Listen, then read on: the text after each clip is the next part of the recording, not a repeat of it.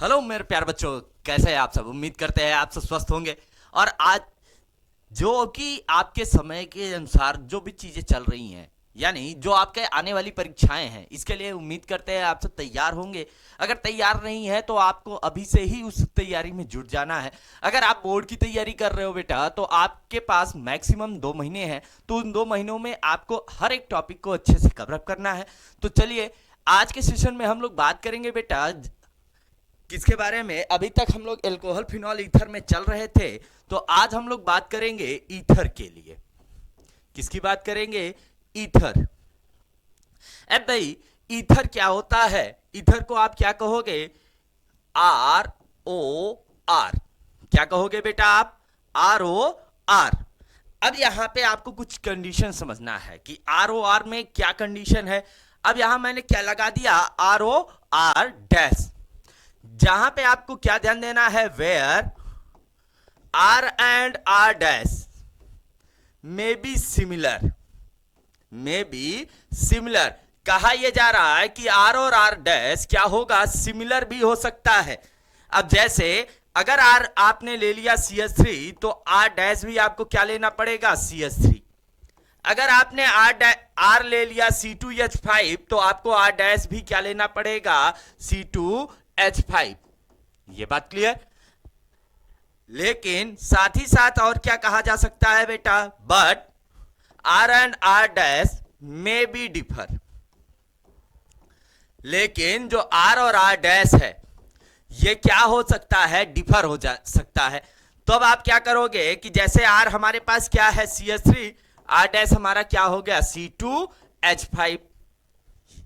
या आपने R ले लिया C2H5, R डैश आपने क्या ले लिया? C4H9।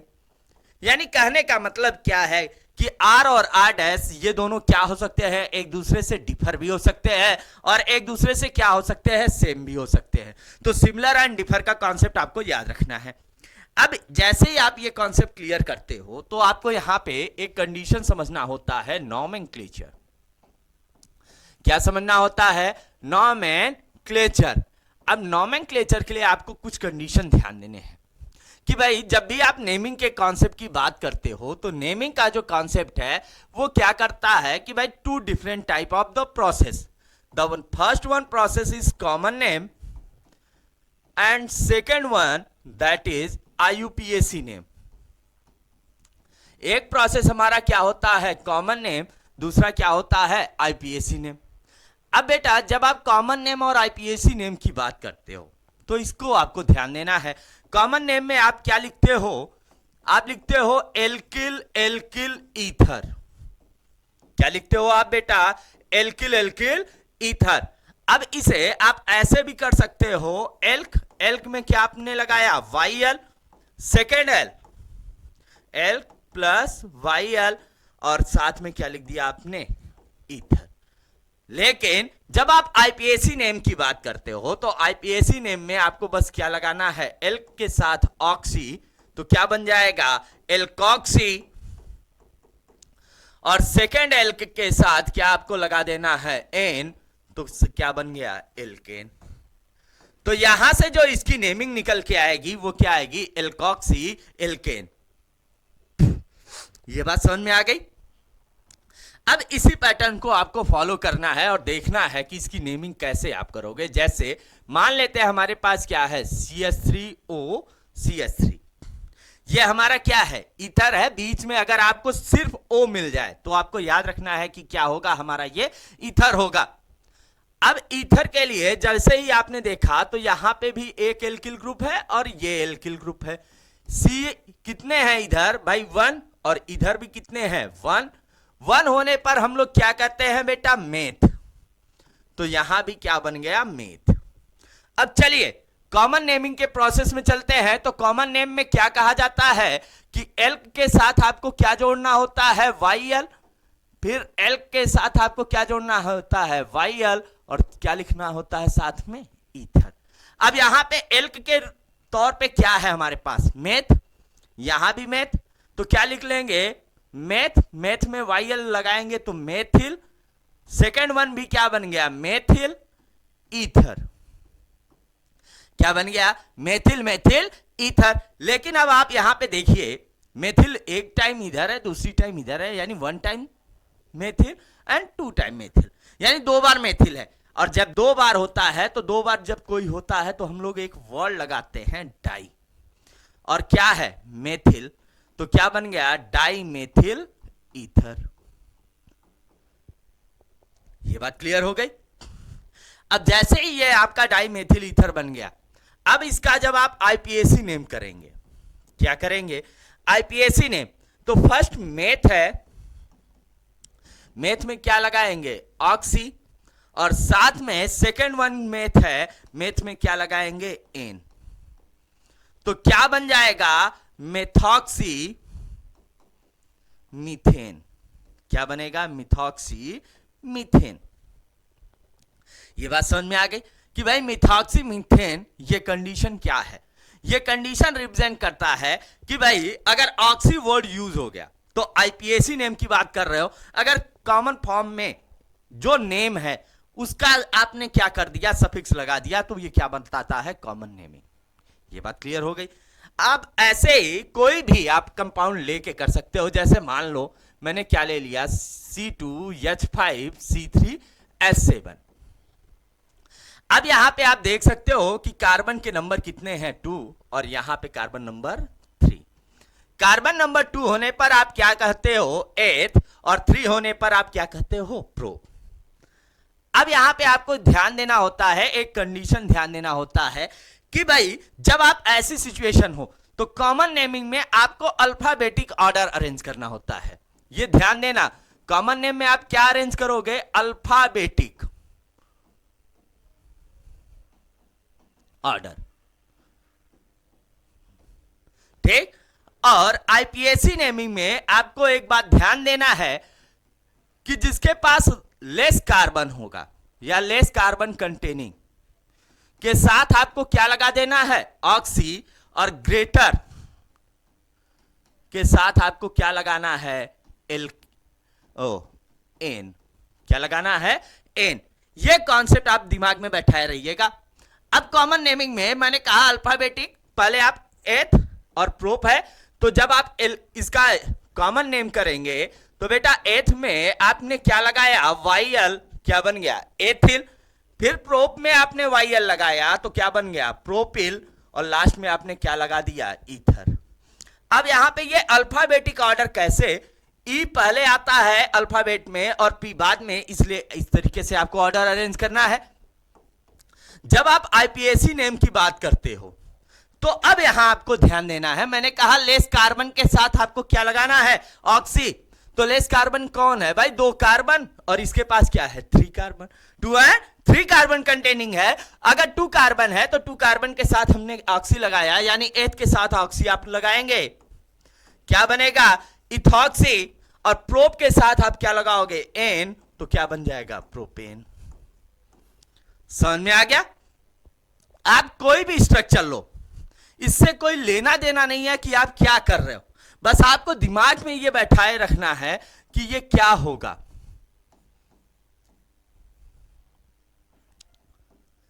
अब मैंने क्या लिख लिया, बेंजीन, बेंजीन में ओ किससे जुड़ गया, CH3 से। अब इसका जैसे ही आप कॉमन नेम करेंगे तो कॉमन नेम में इसका क्या आएगा, मेथिल फेनिल ईथर। क्या आएगा, मेथिल फेनिल ईथर। क्यों आएगा, CH3 मेथ, और इस ग्रुप को हम लोग क्या कहते हैं, फेनिल ग्रुप। तो ये क्या हो जाएगा, फेनिल, और साथ में क्या आया, ईथर, मेथिल फेनिल ईथर। लेकिन जैसे ही आप कॉमन आईपीएसी नेम करेंगे, आईपीएसी नेम में मैंने कहा कि भाई कम कार्बन वाले के साथ आपको क्या करना है, ऑक्सी लगाना है। CH3 इसके पास कार्बन कितना है, अकेला है, 1 है। लेकिन जब आप इनऑक्सी ग्रुप की बात करते हो तो कार्बन के नंबर कितने हो जाते हैं, 6 हो जाते हैं। कितने हो जाते हैं, 6। अब जब 6 है तो इसके साथ मैंने क्या बताया कि नंबर ऑफ कार्बन जिसके पास लेस होगा उसके साथ हम ऑक्सी लगाएंगे, यानी कार्बन 1 है, मेथ है, और मेथ के साथ ऑक्सी लगाया तो क्या बन गया, मिथॉक्सी। और इस साइक्लिक स्ट्रक्चर को क्या कहेंगे, बेंजीन। तो क्या बन जाएगा, मिथॉक्सी बेंजीन। ऐसे ही अगर बेंजीन रिंग है, यहां पे ओ, यहां पे मैंने क्या ले लिया C7H15, क्या ले लिया C7H15। कार्बन के नंबर यहां पे कितने हैं भाई, 7 है। 7 को हम लोग क्या कहते हैं, हेप। और यहां पे इसके पास कार्बन के नंबर कितने हैं बेटा, 6 है। 6 है तो हम लोग जनरली इसे क्या कहते हैं कॉमन फॉर्म में फेनिल। जब हम अल्फाबेटिक ऑर्डर में इसे अरेंज करेंगे, कॉमन नेम करेंगे, तो क्या बनेगा, हेप्टिल फेनिल ईथर।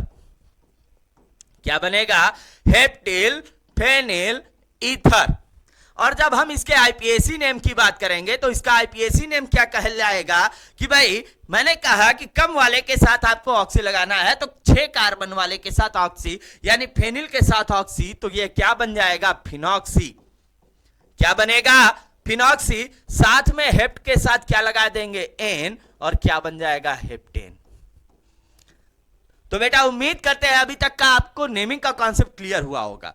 यानी आपको बस नेमिंग में एक बात ध्यान देना है, कॉमन नेम करते समय आपको एल्किल ईथर का कॉन्सेप्ट ध्यान देना है। अगर एक जैसे मिल गए तो आप वहां पे डाई लगाइएगा, अदरवाइज डाई आप नहीं लगाइएगा।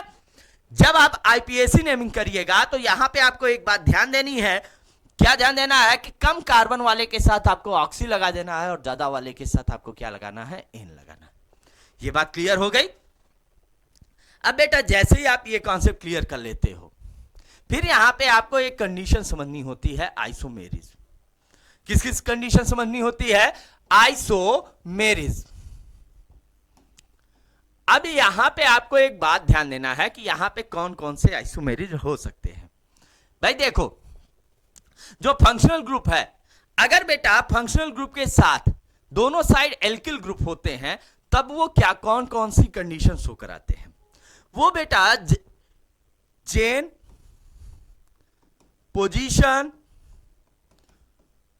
फंक्शनल ग्रुप और मेटामर या मेटामेरिज, ये चारों कॉन्सेप्ट ये शो कराते हैं। अब कैसे शो कराते हैं इसके बारे में बात करते हैं। तो सबसे पहला कॉन्सेप्ट हमारा यहां पे क्या आएगा, चेन आइसोमेरिज। क्या आएगा, चेन आइसोमेरिज।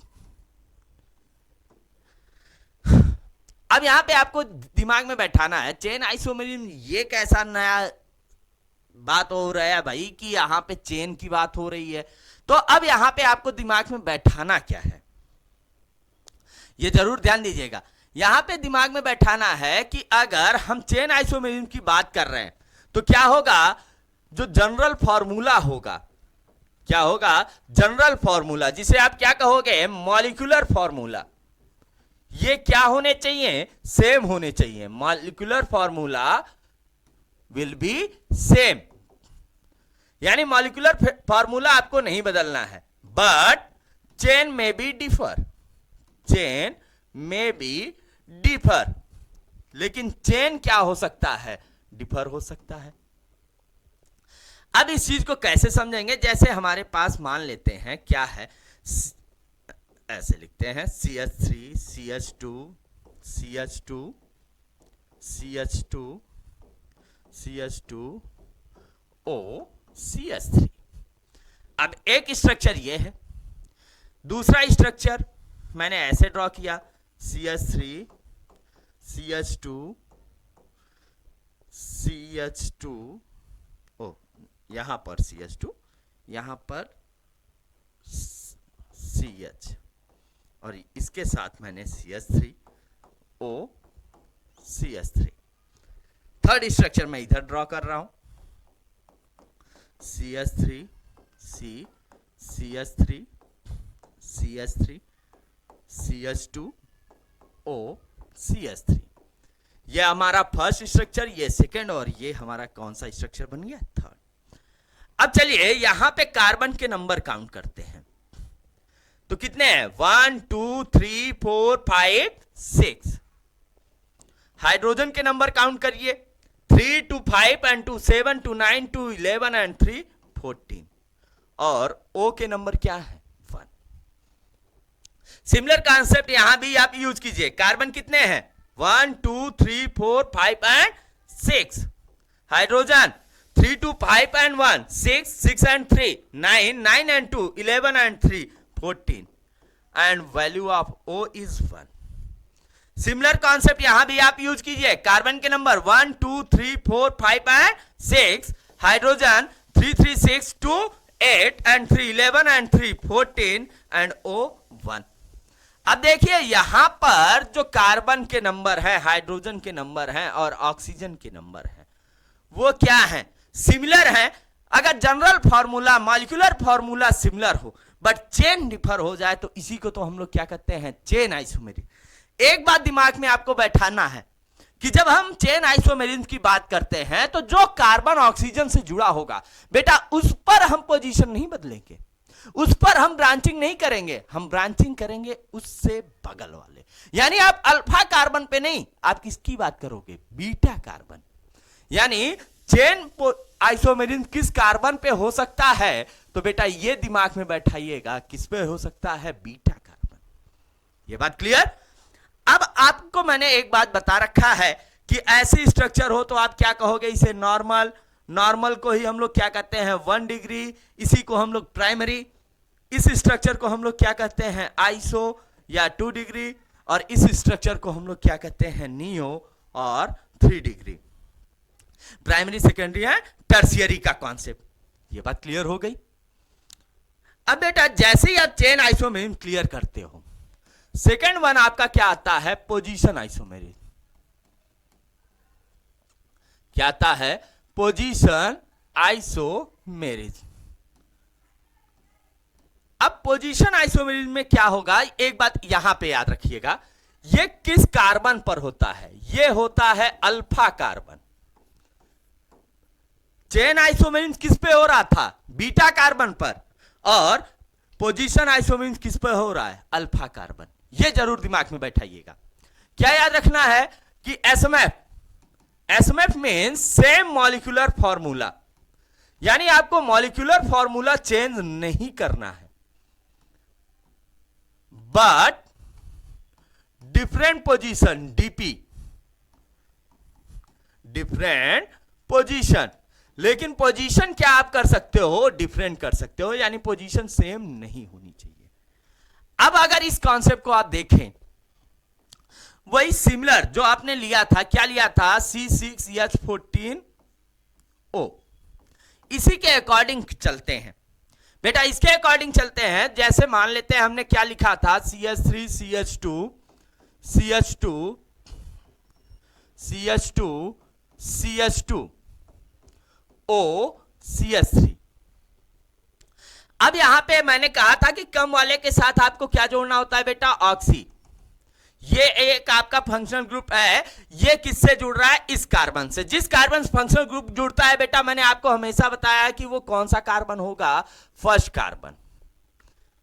अब यहां से ये आपको मिल गया कि ये किस कार्बन पे जुड़ा है? पहले कार्बन पर, फर्स्ट कार्बन पर ये अटैच हुआ है.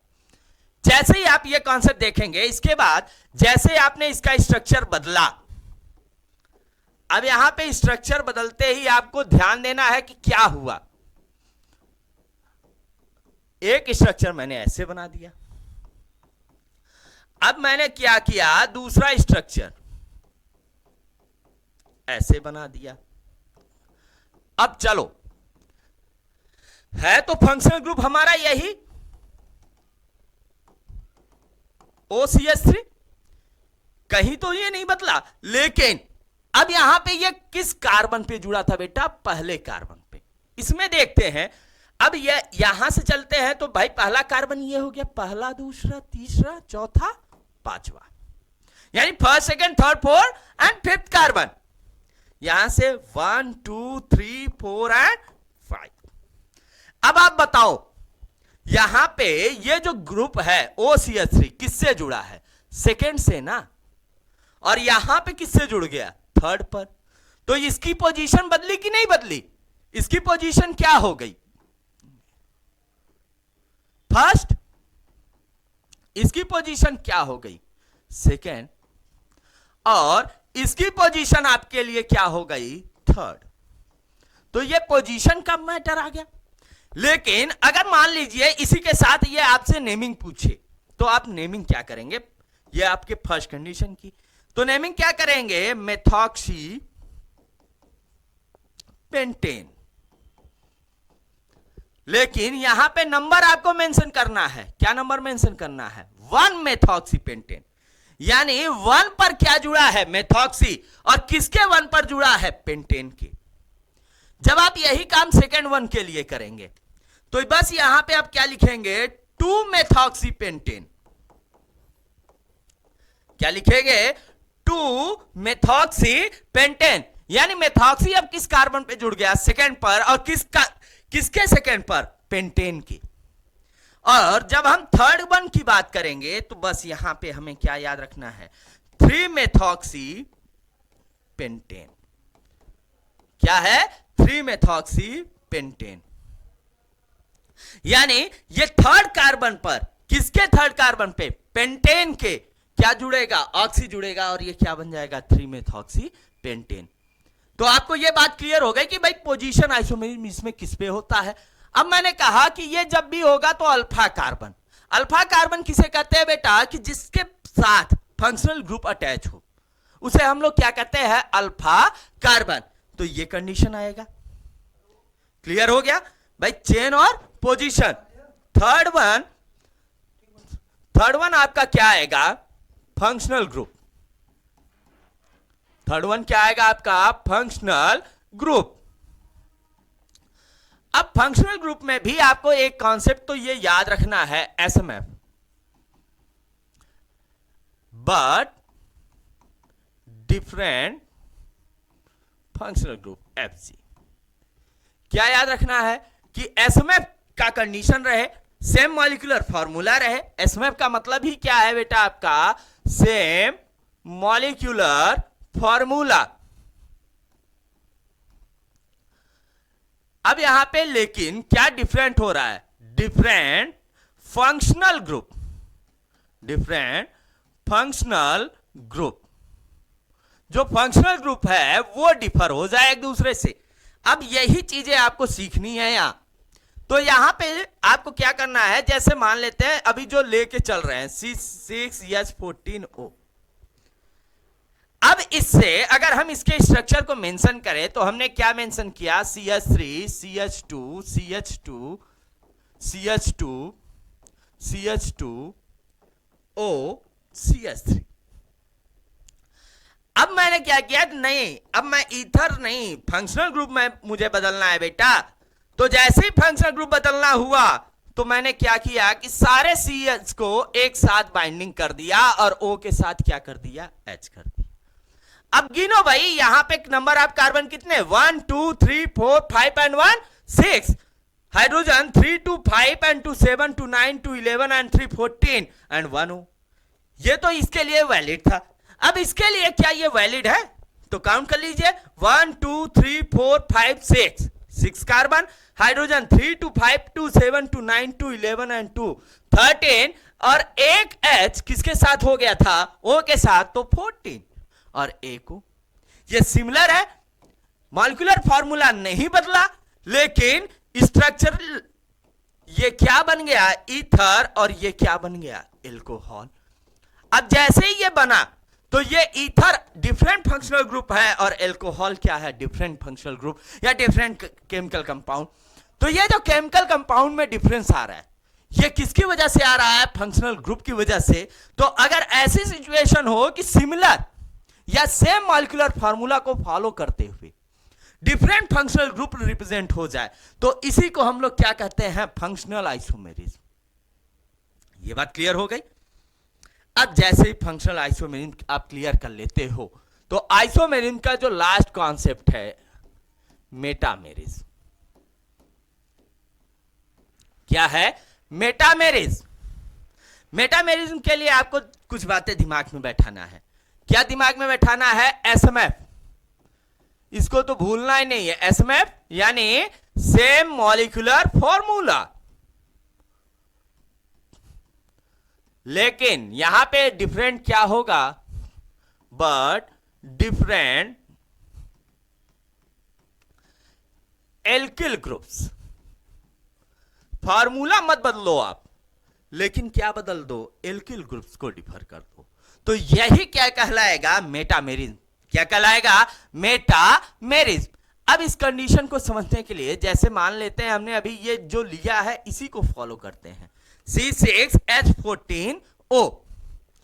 अब इसे कैसे आपने लिखा था, CH3 CH2 CH2 CH2 CH2O CH3। अब यहां पे आप देखिए O के इस साइड कितने कार्बन, 1 2 3 4 5, C=5, और 5 कार्बन को हम लोग क्या कहते हैं, पेंट। पेंट में YL लगाया तो क्या बन गया, पेंटिल। इस साइड कितने कार्बन, कार्बन =1, 1 होने पे हम लोग क्या लिखते हैं बेटा, मेथिल। तो अभी ये क्या है, पेंटिल और मेथिल है। फिर मैंने क्या किया, थोड़ा सा चेंज किया, एक कार्बन को डिस्प्लेस करा दिया इस साइड। अब देखो कार्बन के नंबर क्या है, 1 2 3 4 5 and 1 6, hydrogen 3 2 5 and 2 7 2 9 2 11 3 14 and 1 O। इधर कार्बन के नंबर क्या है, 4। 4 को हम लोग क्या कहते हैं, ब्यूट। ब्यूट में YL लगाया तो क्या बन गया, ब्यूटिल। और इधर कार्बन के नंबर 2, 2 होने पर एथ में YL लगाया तो एथिल। ये बन गया। फिर मैंने क्या किया कि इसे चेंज किया।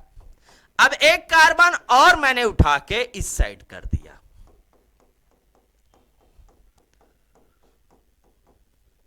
अब यहां पे कार्बन 3 को हम लोग क्या कहते हैं, प्रोप, तो यहां से भी प्रोपिल। यहां भी 3, इसे भी हम लोगों ने क्या कहा, प्रोपिल। अब ये जो कंडीशन आ रहा है, क्या आ रहा है कि भाई जो एल्किल ग्रुप है वो अगर एक दूसरे से डिफर हो जाए तो इसी टाइप के आइसोमेरिज्म को हम लोग क्या कहते हैं, मेटामेरिज्म। ये बात क्लियर हो गई। अभी तक बेटा हम लोगों ने ईथर के नेमिंग और इसके प्रिपरेशन मेथड, प्रिपरेशन मेथड की बात आगे करेंगे। मैंने बात किया है बेटा नेमिंग, हाइब्रिडाइजेशन, आइसोमेरिज्म और इसके जो जनरल कॉन्सेप्ट थे उनके बारे में। तो चलिए अब स्टार्ट करते हैं प्रिपरेशन ऑफ ईथर। क्या स्टार्ट करेंगे, प्रिपरेशन ऑफ ईथर। अब आप याद रखिएगा इसके 2 ही मेथड आपको इंपॉर्टेंट है और वही याद रखने हैं आपको। पहला बाय एल्कोहल, बाय एल्कोहल्स। किससे, एल्कोहल से। तो ध्यान दीजिएगा, on heating of alcohols at 413 kelvin. कितने पे बेटा, 413 केल्विन। they undergo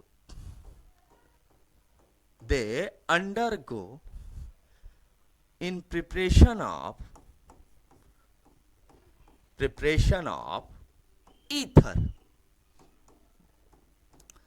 क्या कहा कि अगर एल्कोहल को आप हीट कर रहे हो तो सिंपल सा ऐसे आप याद रखो ना, एल्कोहल्स आप 2 पैटर्न में हीट करोगे, एक 443 केल्विन और दूसरा 413 केल्विन। अगर आप 443 केल्विन पे करते हो तो ये किस में कन्वर्ट कर देता है, एल्कीन में। अगर आप इसमें करते हो तो ये क्या बनाता है, ये बनाता है ईथर। क्या बनाता है, ईथर। ये जरूर दिमाग में बैठाइएगा। अब कैसे, इसे देखते हैं। अब भाई C2H5OH ये मैंने लिया, ठीक है। अब अगर हमने इसे कितने पे हीट किया, 413 केल्विन, तब यहां पे होता क्या है, यहां ध्यान दीजिएगा। यहां से ये ब्रेक करेगा C2H5 प्लस OH माइनस, और यहां से ये ब्रेक करेगा H प्लस C2H5O माइनस। ये प्लस किससे जुड़ेगा, इस माइनस से। ये माइनस किससे जुड़ेगा, इस प्लस से। तो क्या बना लेगा, C2H5O किससे जाके जुड़ रहा है, C2H5 से। साथ ही साथ एच OH के साथ जोड़ के क्या बना लेगा, वाटर। तो कहने का मतलब है आप किसी भी एल्कोहल के साथ ये रिएक्शन मैकेनिज्म आप कर सकते हो, लेकिन एक बात दिमाग में आपको बैठाना है कि जब भी एल्कोहल है तो सिमिलर टाइप के ही कंडीशन की बात होगी। किसकी बात होगी, सिमिलर टाइप के कंडीशन की। तो ये जरूर दिमाग में बैठाइएगा, ठीक है। अब यहां पे जैसे ही आपने ये किया, यहां पे ये क्या होगा, CH3 प्लस OH माइनस, यहां से इसे आप ब्रेक कीजिए, H plus CH3O minus, minus किससे, प्लस से, प्लस किससे, माइनस से, क्या बना लेगा, CH3O CH3, साथ में क्या निकल जाएगा, H2O। क्लियर। तो आपको एल्कोहल का मेथड क्लियर हो गया होगा। अब दूसरा जो मेथड है वो थोड़ा सा इंपॉर्टेंट मेथड है, तो इसे जरूर याद रखना, इंपॉर्टेंट है। क्या है, विलियमसन सिंथेसिस। क्या है, विलियमसन सिंथेसिस। अब विलियमसन सिंथेसिस के लिए आपको कुछ कंडीशन ऐसे ध्यान देना है। क्या ध्यान देना है, सोडियम एल्कोक्सी या एल्कोक्साइड